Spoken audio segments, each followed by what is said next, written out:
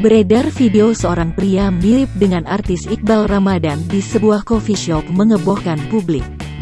Video diunggah oleh akun @jakarta.keras di jejaring media sosial Instagram pada Jumat tanggal 1 April tahun 2022. Rekaman video memperlihatkan sesosok pria yang menggunakan masker hitam tengah menongolkan kepalanya dari jendela suatu coffee shop. Menariknya, pria itu mirip dengan Iqbal Ramadan.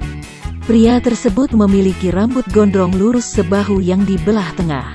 Tak hanya penampilan, wajahnya saja yang serupa, tapi badan tinggi kurusnya itu pun mirip dengan aktor yang memerankan peran Dilan. Pria yang memakai baju biru bercorak oranye itu pun berkali-kali mondar-mandir untuk mengantarkan kopi pesanan pelanggan.